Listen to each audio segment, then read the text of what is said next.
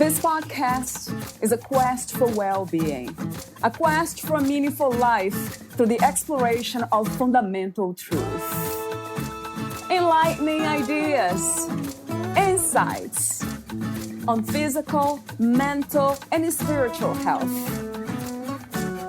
The inspiration is love.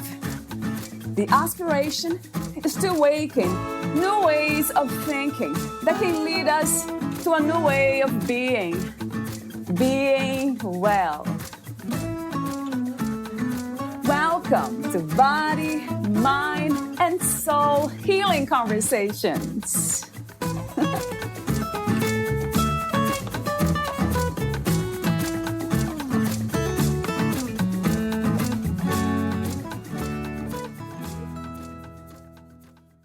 Frank has worked as a health and fitness coach for the past 15 years, helping men gain muscle, lose fat, and build physiques that enhance their strength, power, and self-confidence.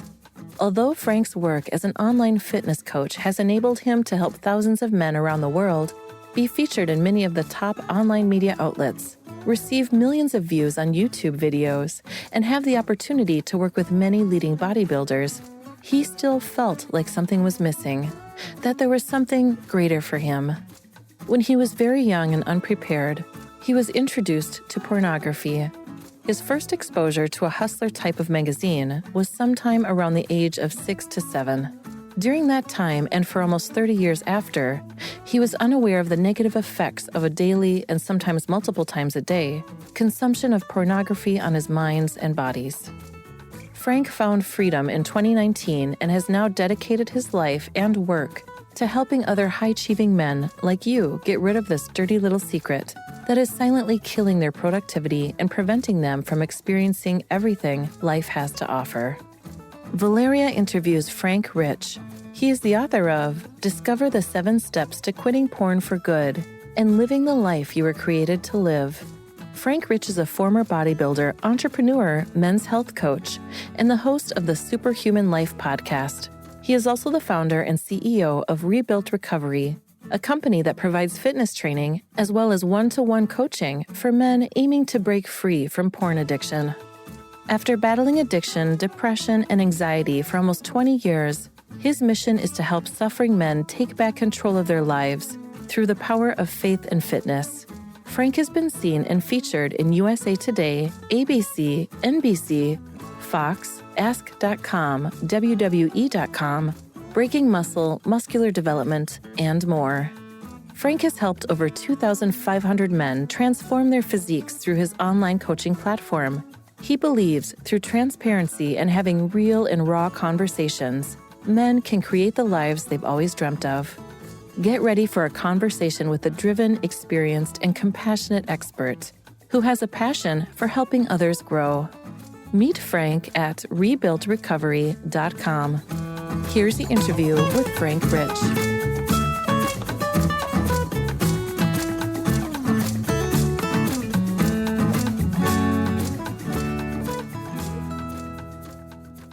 In your own words, who is Frank Rich?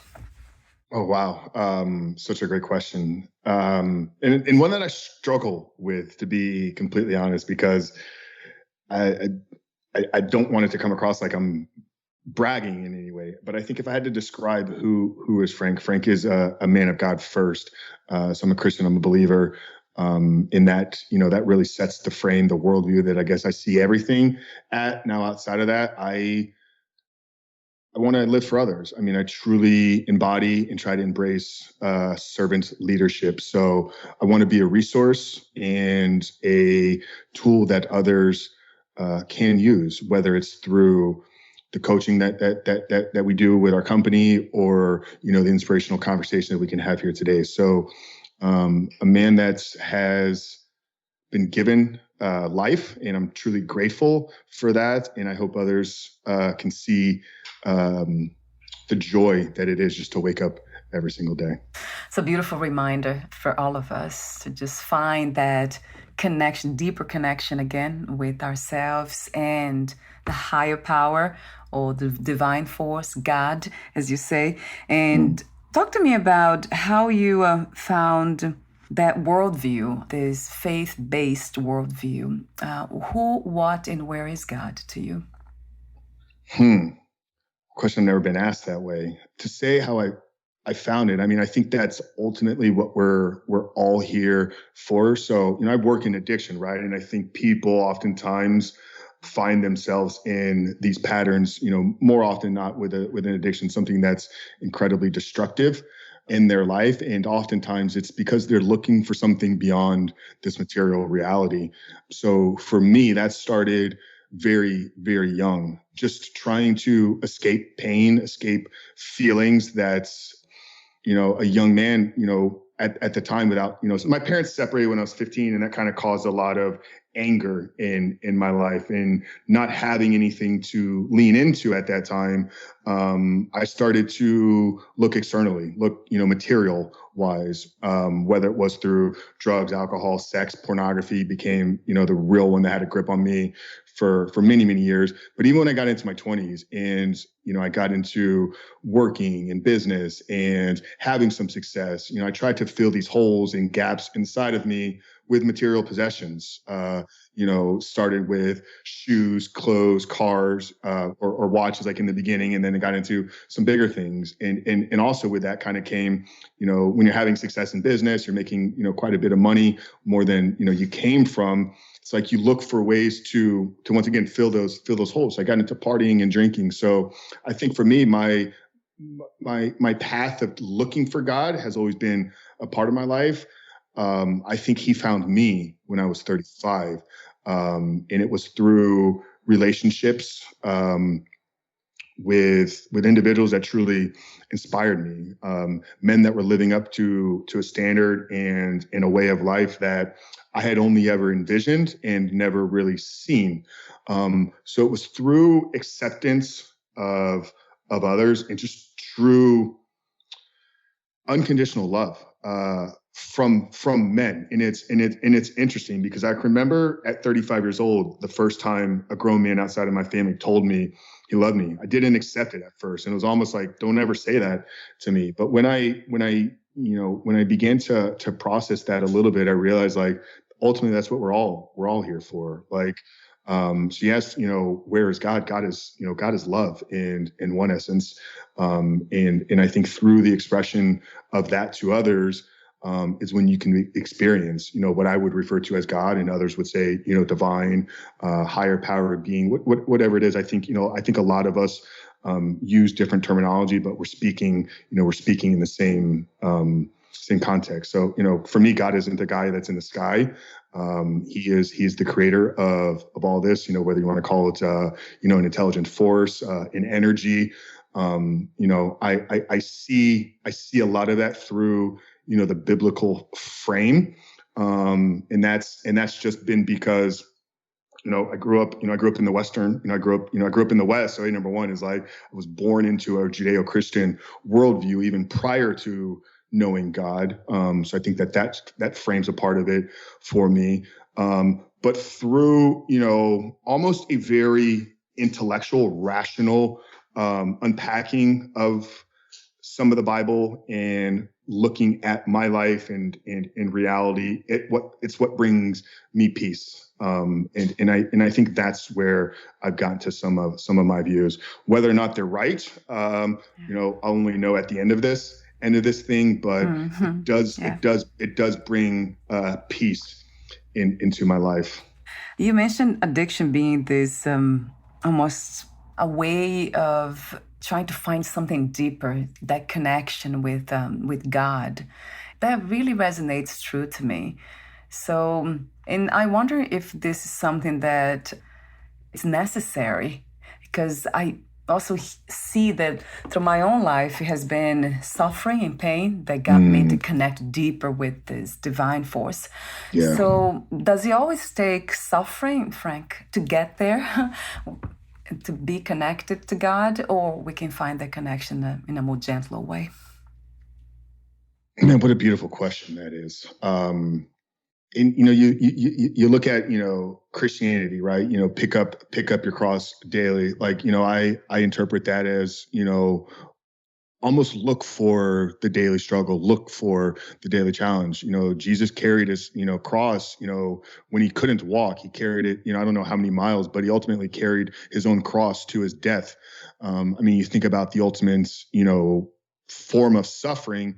It's carrying your own cross to your final destination where you're going to die. I can't imagine there's been no suffering in my life that has compared to that. But you look at other world religions as well, right? Buddha says life is suffering. So to say that we can know God, experience the divine without suffering, I don't think so. Because it's almost that polarity effect, right? If suffering is the ultimate low that we can experience, if it's the most pain across the board, well, what's the opposite side of that? It's the peace, or it's the ultimate joy, it's the experience. So I think that's the polarity component to it. Now, unfortunately, most people have to get to a stage of suffering within their life through an addiction or through trauma or through pain that, they've either brought on themselves consciously or subconsciously, to have a wake-up call. And it's in that wake up or that enlightenment or, whatever that moment is, however you want to phrase that often people begin to look for God. So I think people can find him without the suffering, but I think the path to knowing him completely or knowing the divine fully is going to require suffering. Because you just look at, every world religion or spiritual practice in history, and they all talk about the need of suffering. I have to agree with that. That suffer, from my own experience, has been, suffering has led me to that path, spiritual path. And I had talked to so many people, they say the same thing. But it seems like it's not required for some of us. And I often wonder why some of us suffer so much to reconnect with the divine, and some of us don't. That might be another conversation about past lives. Who knows? Yeah, no, Christianity would tell you that, that may have something to do with, the passing of, generational sin through a family lineage there. But oftentimes it's that one that does experience the deep suffering, but then has that, that awakening. They go on to then change the generations forever and in the positive. So, when we see others, that maybe haven't experienced suffering, we got to realize like there probably was a person in that family lineage or in that family tree that had that ultimate suffering, and then it was in the changing of a family legacy that I think that you can really set forth, and that's kind of. So this goes a little bit deeper into just kind of like, what I believe I'm here to do, for me, my family, in my last name. So I look, I grew up, seeing pretty much every man in my family struggle with some type of addictive behavior, whether it's drugs, alcohol, sex, gambling. I have 3 generations of men that have taken their lives. So suicide has been very prevalent in my life. And, I have somewhere near 25, 26 cousins right now on the male side of things. So there's 26 opportunities here to change the legacy of the last name Rich. And, I don't mean this as a way to like uplift myself above anybody else, but when I look at the 26 of us, it's like, who's going to be the one that's actually going to do it? Like, I kind of feel like I was the one that was called. So, that really drives me a lot, this part of this topic, because I do think that one individual can change the meaning of a last name forever. How did you become aware of this calling? And I guess the question is, how do we know when we are being called for something like this? I think oftentimes it's our greatest pain, right? It's the area in which we're suffering the most, or a specific trauma that we've had to experience, go through, learn from, and then it's in us processing, learning, growing, and healing from that we find answers that maybe could have helped us in the past. But if it could have helped us in the past, that means it can help others.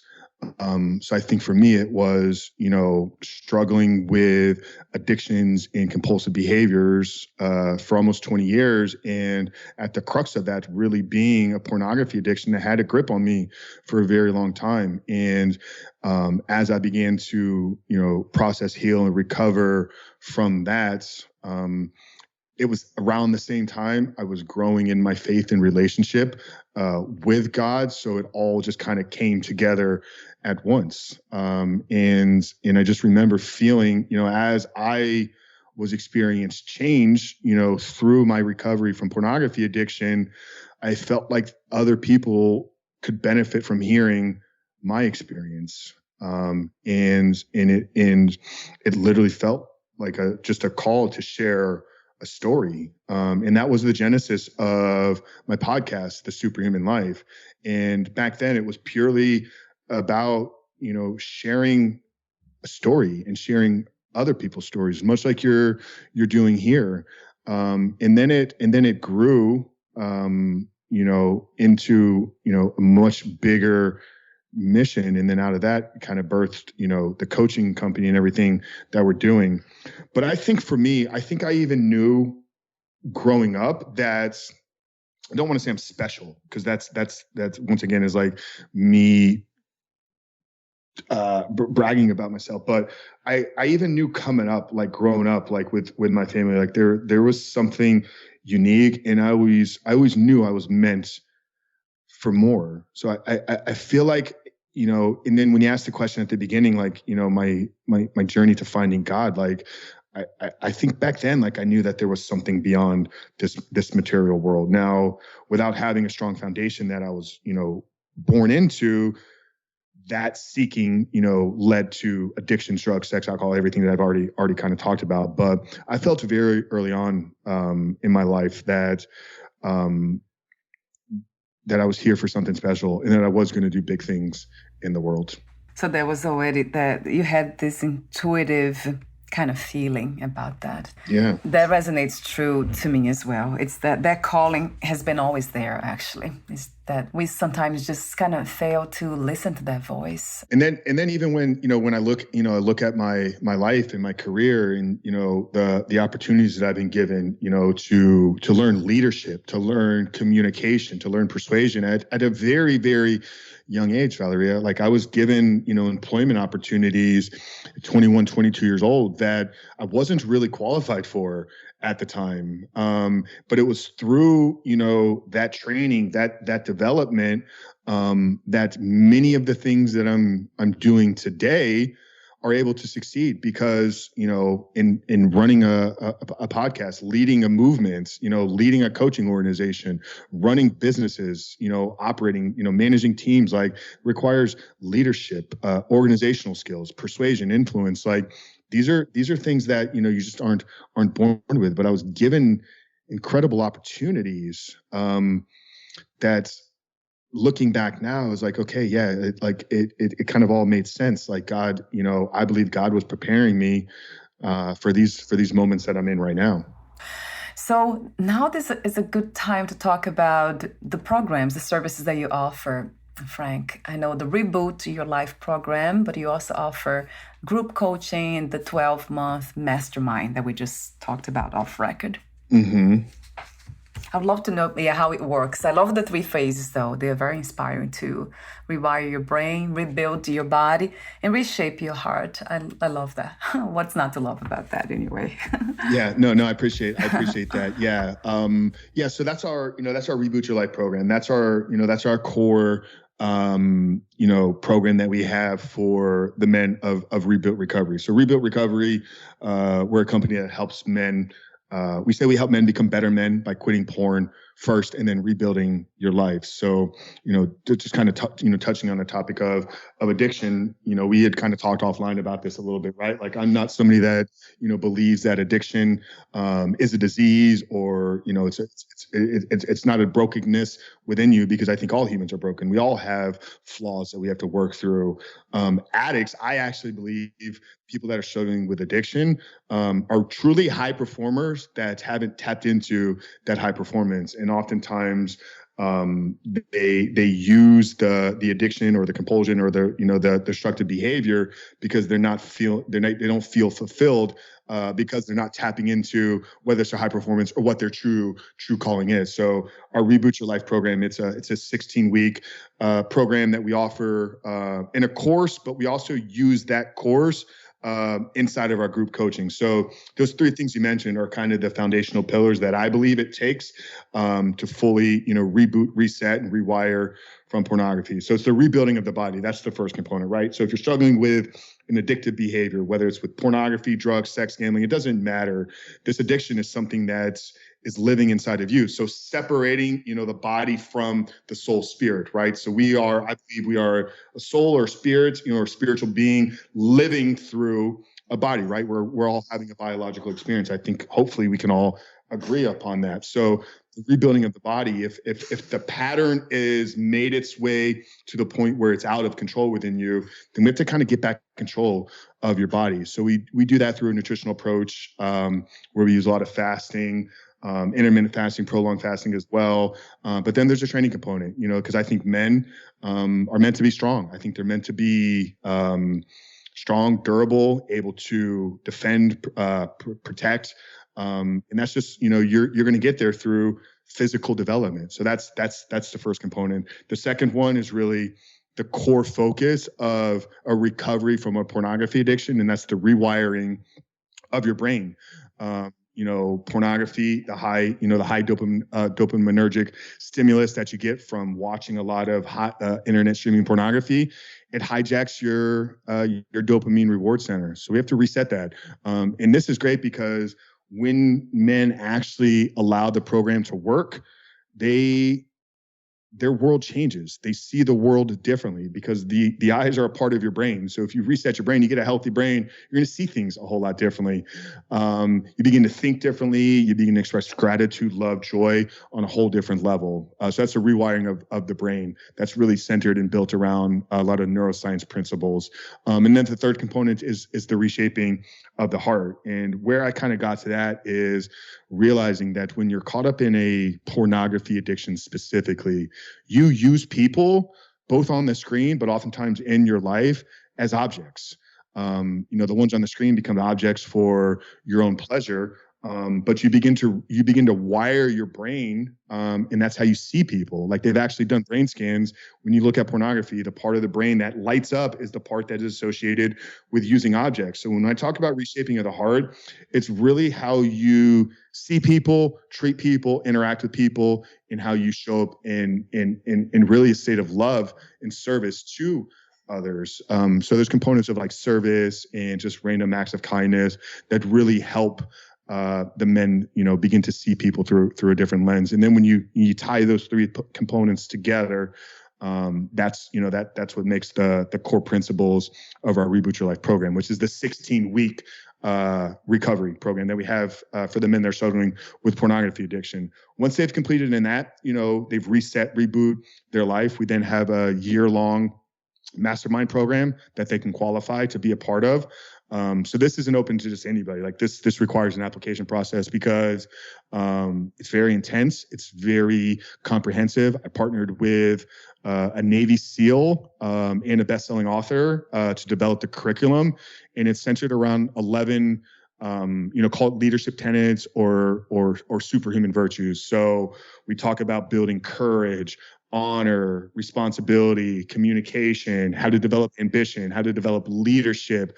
And there's 11 of those, core tenets or core virtues that we spend a year on, with the emphasis really being on individual leadership. So coming back to our mission statement with Rebuilt Recovery, we help men become better men by quitting porn first and rebuilding your life. Well, once we quit, that's what we do in the 4 months. The next year is developing you to be the leader that you need to be for yourself first, for your home, for your family, for your company, for your community, and anywhere else, essentially the kingdom that the man is going to step into. So that's, super long-winded there, but those are kind of the core offerings that we have with our programs. Outside of the free books and all that kind of stuff, we have a lot of other things there. But the Reboot Your Life course, the group coaching, which is the Reboot Your Life course, done in a group setting environment, where we bring in community, brotherhood, deeper levels of accountability, and then the Becoming Superhuman is the 12-month mastermind.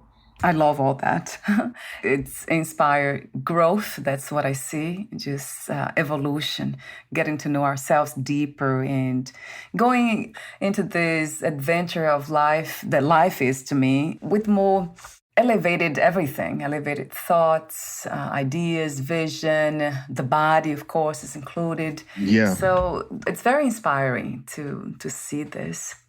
Well, thank you. I really like that word that you use there, growth, right? I really, when I talk about addiction recovery, kind of my perspective and lens on this is addiction recovery is very intentional and self-directed, like personal development. So we're going to use a lot of principles, that you're going to get inside of the self-development or the personal development world. We're going to tie in spirituality and training and fitness and accountability. But when I talk about like our approach to recovery, and I think what makes Rebuilt Recovery different from a 12 steps or, other programs that are out there is I am focused on the growth principles. Like, if you're struggling with something in your life, it's because you're not yet the person, whether it's man or woman, that cannot struggle with those things. And I think the path to not struggling with something, if you're struggling with it, is to grow out of the struggle. And you grow out of the struggle through the personal development, the self-development within you. So yeah, and that's really been, our perspective. So when you said growth there, it's like, okay, like it made me feel good because it's like, that's the message that I've been trying to get across. I love the piece of the reshaping your heart when you mentioned just seeing people not as objects, just having more empathy, compassion, and the connectivity of it all, that we are not separate from others or other things. Everything is a reflection of us in a way. So that's a very powerful piece. Another question that comes to me is, that I didn't write here, but just came to me, is pornography something done by men mostly? I was never interested. As a woman, I was never interested in pornography. So I'm wondering if men engage more with that than women. Or have you seen both? 4 years into this thing, I've heard from a handful of women. Obviously, we've done thousands of consultation calls at this point. Millions of views on our videos. So you'll get the occasional woman that reaches out. It's interesting because a lot of the early work that I was doing in the beginning, 2019, 2020, was trying to understand this, from a scientific perspective. So, I have a background in health, fitness training, was a personal trainer, nutrition, coach, bodybuilder for a long time. So for me, science has always made a lot of sense. And I'm, and I'm not somebody that comes from a, Christian worldview that doesn't believe that you can believe in the Bible and science. I think both of them can be true at the same time. Different truths. So for me, I really spent, about 18 months trying to understand the brain and how pornography was impacting it. And through a lot of that research, I read a couple different books. Wired for Intimacy was one by Dr. William Struthers, and then Dopamine Nation by Dr. Anna Lembke, which was actually a great book that was released just last year. I had Anna on my podcast. But both of them they talk very openly and very clearly about the differences in the male and the female brain. So there are parts of the male brain that are much more visually stimulated.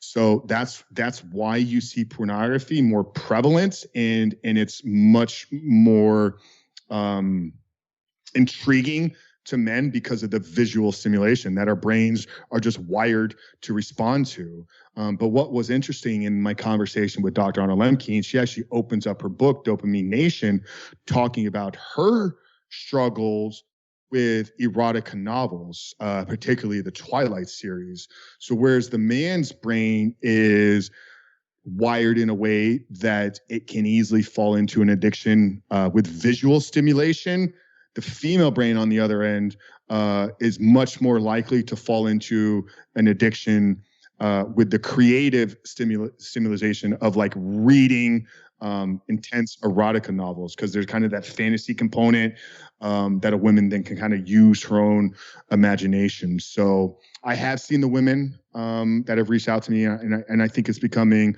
a bigger issue with younger girls, because I think girls today are getting exposed to internet pornography, probably, at a much younger age than you. I mean, I don't know your age, but I'm assuming when you were 11 years old, you didn't have an iPhone. Yeah, I'm 45 now, and I didn't have an iPhone when I was 11. No. So these young girls at a very, young age, in an early stage of their brain development, are seeing the same graphic stuff that the young boys are seeing. So I think it's becoming a bigger issue in younger teenage girls right now than it's ever been. That's sad, isn't it? Because I have heard that too, although I'm not exposed to any news of any kind in the sense of what do you call the mainstream media, like TV and all that. I choose not to.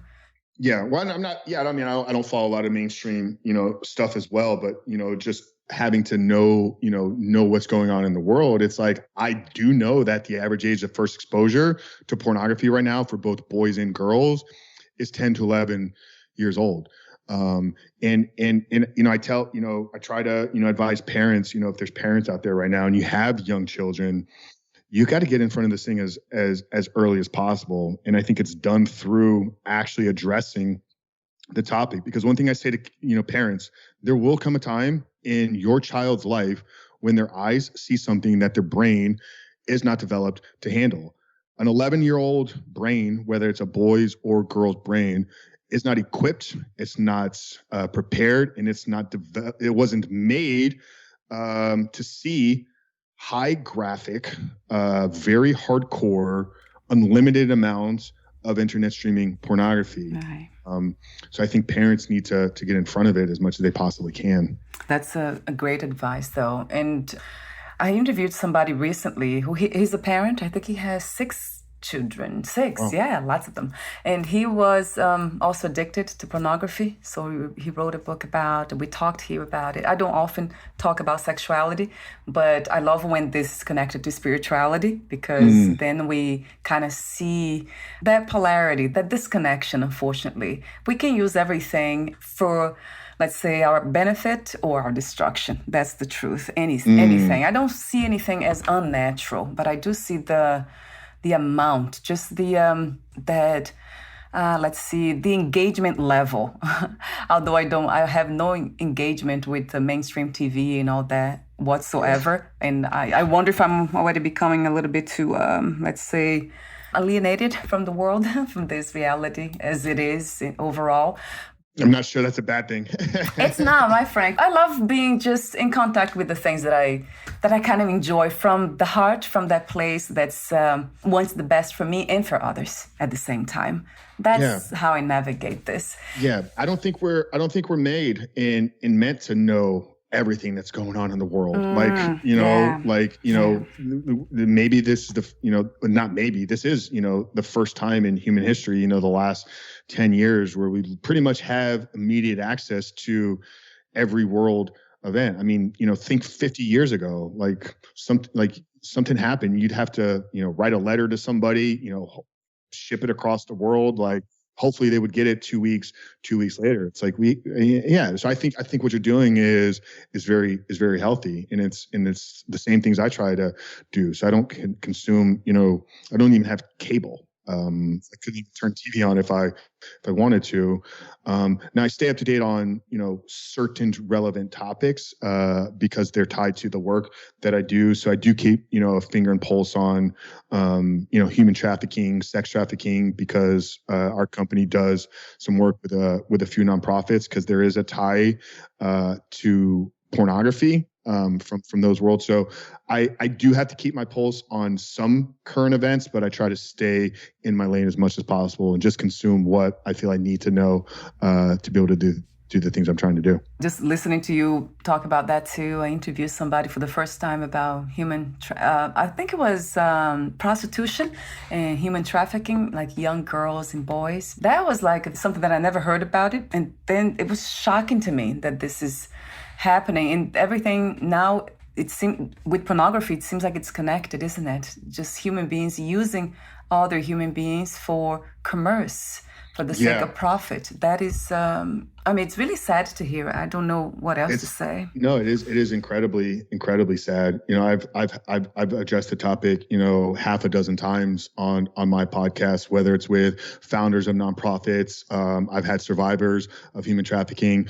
We have an upcoming episode coming up in a few weeks with the founder of Exodus Cry, which is a filmmaking company, massive nonprofit organization that does a lot of documentaries on just the dangers of pornography, the truth behind it. They just released a 3-part series on teen pornography and how it's becoming such a huge prevalent issue. And there was one thing that we were talking about, just kind of ties to what you were just saying there. So there's been one consistent in every person that's ever been arrested for human trafficking. There's been one thing that across the board with every single one of them has been consistent. And it's not their race, it's not their age, it's not their religion, it's not their worldview, it's not that they had trauma. Every single one of them has had a pornography addiction. So there is a direct tie. You don't end up purchasing sex illegally from somebody without having gone through the pornography tunnel. And then there's a flip side of it, right? So, these traffickers, these criminals will use pornography to condition the girls that are I don't want to say working for them, but the girls that are their slaves, so they will, if a girl is going to be, sleeping with 3 guys at one time, they will condition and prep her by exposing her to some very graphic pornography, just like, hey, just so you know, like, this is what's going to happen to you, just so it's not like a shock to them. So yeah, I know that's probably not where you wanted to go today. That's some really, dark stuff, but there's a direct tie, and that's why, we give a significant amount of money every month to fight this. Yeah, that's wonderful to know, Frank. Education is definitely, support education is I see as the antidote to violence and abuse. I really go for self-knowledge. Like when you talk to me about self-leadership, that really caught my attention off record, because that's what we want, people to know more who they are and their connection to this higher ground, so we don't get lost. Yeah, and just to maybe tie a bow on, this part of the conversation, because I agree. I think education is important, but I mentioned I've done 6 or so episodes on the topic of human trafficking, and one quote that I use from Albert Einstein at the beginning of every single one of them is, and I don't know the year that he said this, but Einstein famously said that the world will not be destroyed by those that do evil, but by those that sit back and watch, pretend that nothing is taking place. So I think education is important, but it's not just the education of knowing what's happening. It's what are we actually doing with that? So if we know that there's bad things happening in the world, knowing that is one thing. What are we doing to help those that are suffering? What are we doing to prevent these from making their way into our communities? There's going to be leaders, there's going to be warriors out there on the human trafficking side, people like Tim Ballard that runs OUR, or some of the friends that I'm involved with here that really run organizations. They're the ones championing this cause, but they need our help. They need our help with our voices. They need our help with our resources, money, finances, whatever it is. So I think it's knowing first, but then it's what are you doing with the information that that is ultimately going to produce the change in the world that we need. Yeah, that's another powerful message we need to hear and be reminded of, right? Not just watch, but do something about it. Yeah, it's beautiful. Thank you so much for doing what you do. That's like in a large scale. And of course, you're the inspiration for all of us to do the same and just try, not in the sense of, let's say, unleashed ambition, but with different intentions in mind, but really with the open heart, with this really beautiful, inspired idea that we can help others to heal and to see themselves better by doing what we do. And that's why I do what I do. I see that from you too, especially when you bring this spirituality into the conversation and your faith. That really says a lot. So thank you so much for being who you are, Frank, open to life. Yes, well, thank you. And then we're almost at the end now. I want to mention that you also offer an ebook. It's titled Discover the 7 Steps to Quitting Porn for Good and Living the Life You're Created to Live. And then within my last questions to you, I'll include that one because that you made me curious about what is you have been talking about probably here, I'm sure. But I want to ask you specifically, what is that life that we were created to live? But before I ask that question, will be my ending question. Would you like to add anything that you left unsaid for today's conversation? No, I mean, I appreciate the opportunity here today to come on and speak with you. I've really enjoyed our time here. I think you're great at what you do. You ask very great questions, very engaging. I've really enjoyed this conversation, and I just want to thank you for what you do, the work, just the love and pure joy that you're trying to share with the world. I think what you're doing is much needed, and it's been an honor to spend some time here with you today. Thank you so much, Frank, for the encouragement. And that's interesting that you said that, because a lot of people say that in a way, oh, you ask good questions, but that's not really, and you're good at what you do. But it's interesting when I hear that, all I'm doing really is following that intention to help myself and others from the heart. And it's not really, I'm not trying to be good. Really, sometimes I don't even know what question to ask next, and then I just mumble. But it's just, it's the intention that matters, and I trust that. I really trust it. And I think that's why the authenticity comes out, right? It's you didn't just come here today with a set of questions. I'm sure you had kind of an idea of where you kind of wanted to take some things, but you could tell that there was a back and forth engagement. And for me, as somebody, I've done just for my show, recorded 164 episodes at this point. We've published 155 of them. I've been interviewed at this point probably another 150 times on these.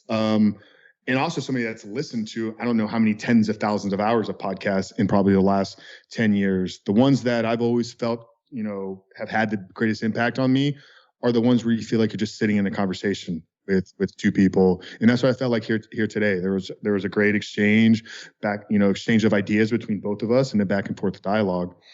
So my last question to you is about the idea of living the life we're created to live. What does it look like if you were to summarize that in some short phrases? Yeah. So I just mentioned, right, I've done 164 episodes on my podcast. I end everyone with the same question. So my show is called The Superhuman Life. So I always ask the guest what does it mean to you to live a superhuman life? But a lot of times, this is coming at the end of a discussion where maybe we're talking about fitness or health or biohacking. So a lot of times it's kind of a question I ask that's not really relevant to the previous part of the conversation. So I always preface it with how I think about living a superhuman life. So that's what I'm going to use to answer your question, because I think living the life we were created to live is ultimately living a superhuman life. So it's a belief system that I hold, that we were put here for a purpose. So there's a calling and purpose on your life right now, and I think you're operating in it.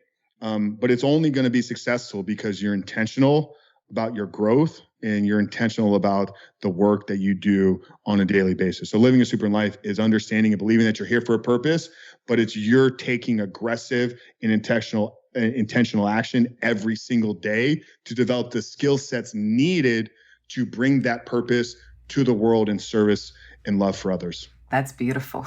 I love that intention. I'll have the link, your podcast link, on this podcast conversation profile as well, and your website as well. So for now, Frank, what is the best way to find more information about you, your services, coaching, in future projects? Yeah, the podcast is great, to hear, weekly conversations across, many subjects. To connect, best with me, I'm very active on Instagram. I reply to all messages there. You can pick up the book at 7stepguide.com or subscribe to our YouTube channel at Coach Frank Rich. So Coach Frank Rich on YouTube, Coach Frank Rich on Instagram. Those are the best two places to connect personally with me. Wonderful. So I'll have those links, those handles on your podcast profile. So I want to thank you again for your beautiful presence and intention to help others, yourself and others. I felt the honesty behind it all, and that really touched me in a very deep way. That's what I wish for all humans, to wake up to their purpose and see the deeper connection within it all of us, and just live for that. It's the most, to me, the most peaceful place and meaningful place to come from, to live, exist from. So I see that in you. Thank you so much again, Frank, for being open. Thank you. We'll talk soon. Take good care of yourself. Bye for now.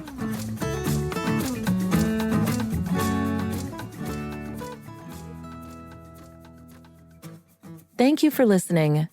To learn more about Frank and his work, please visit rebuiltrecovery.com.